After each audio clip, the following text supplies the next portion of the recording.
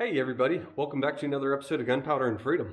So this video is going to be a little bit different. We're going to start off by showing you, we are in my current house. We're going to start off by showing you guys how to rewax your concrete countertops the way that we do them. And then, as you guys can see, it looks really empty in here. So we'll take you through what's going on and how we are going to be progressing in life from here on out.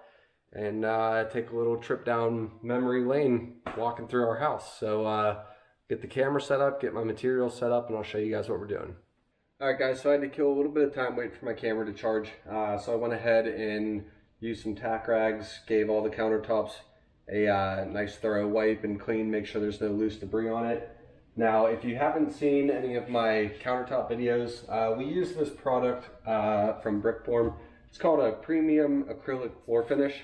So basically, every 2 or 3 years, one of the departments in our government, I can't remember if it's the FDA or the EPA or somebody, but basically they update their, I'm not really sure of the terminology, but basically they update their quote-unquote allowable chemical compositions when it comes to chemicals like this. So this product used to be called Durawax. It is a very good high grade food safe wax that we used to use on our countertops. A few years back they had to change the percentages of the solids and whatever else go into it just enough that they couldn't sell it as Durawax anymore. They had to change the name. So that is why, if you're wondering why I'm putting a floor wax on our countertops, that's why. It's the same product, just they had to rename it. So basically just make sure it's shaped, you shake it up really good. You want all that stuff mixed around. And then I always like to use a paint strainer whenever I'm putting the wax into a cup, just to help filter out any sort of debris that might come out with the wax. Like sometimes you get some wax that dries along the rim here, so you don't want that going into your final finish. And this should go relatively quick. I did forget the heat gun up at the garage, so we're gonna have to do this in a couple rounds of waxing. So I'll come down tomorrow morning and put another coat on these tops. But basically, it's just helping to protect the sealer. The sealer protects the concrete, keeps all that color locked in, keeps everything looking vibrant. Pretty simple process. So as long as you stay up, if you have concrete countertops, as long as the way that we do them, I should say, as long as you keep up on rewaxing, in theory you should never have to reseal your countertops again. So with that being said, we got the wax filtered, and it's snowing again. Wonderful. We got the wax filtered. We'll go ahead and we'll set the paint strainer down very carefully. Alright guys, so basically when you're using a paper towel or something like this, I know sometimes I use a roller, put it on and hit it with a heat gun. Like I said, I forgot the heat gun up at the shop, so we're going to have to just rub it on with a paper towel. And it's a very simple process. It's not too involved or anything. Just nice consistent motions. Now you don't want to have it build up. You don't want to build it up super high in one area and low in another area. You want to try to keep it a little bit more consistent, because when you're putting it on thinner like this, the top's going to set up a little bit faster, so it's not going to have as much time to self-level as when you're using a roller.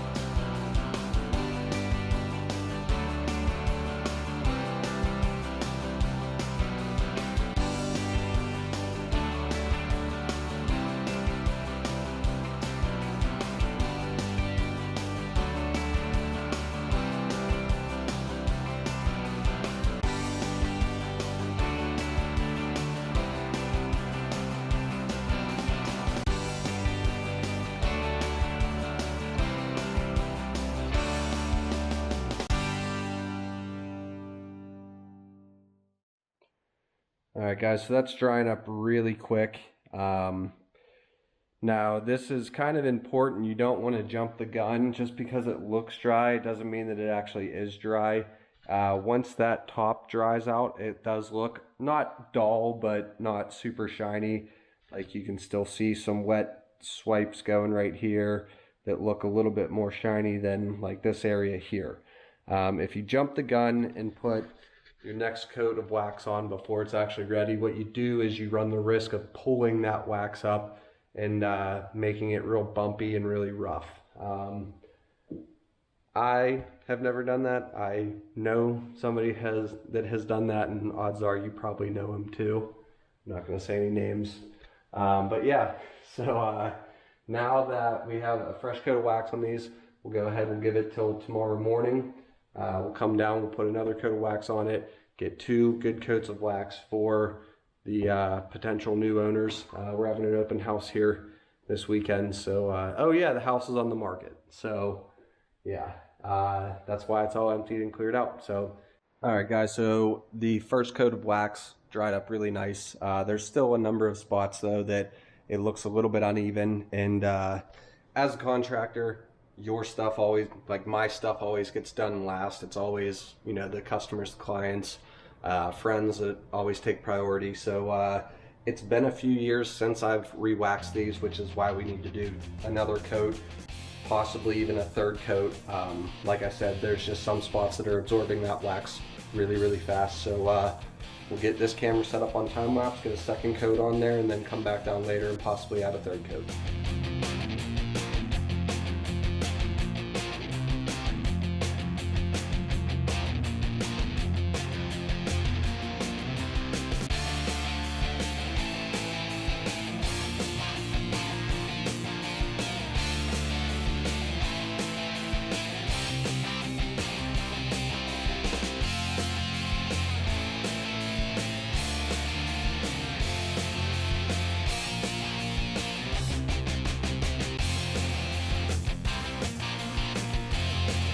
All right, guys, so there it is. Second coat of wax. And again, these things were really aching for rewaxing because I didn't put it on as light as the first coat. The second coat I did put on a little bit heavier, but it's still drying really fast, which tells me that wax is still getting absorbed into that sealer. So definitely going to be needing a third coat on these this set of countertops here. So a couple little nicks and scratches that are getting filled in really nicely. And like I said, as long as you keep up on your waxing on these concrete countertops, that sealer is going to be protected and should last pretty much the entire lifetime of these countertops. So we'll let this dry real good. We'll come down here later this evening, get another coat of wax on them, and they should be good to go for the first open house tomorrow. So we'll see you guys then.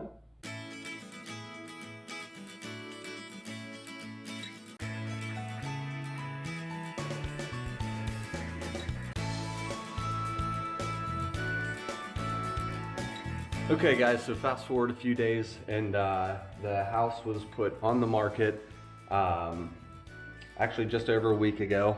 We had our first, actually the only 2 open houses that we needed to have, we had last weekend, Saturday, Sunday. Saturday we had over 60 people come through and look at it. Sunday we had, I think Jenny said, like 40 to 50 people come through, as well as multiple private showings.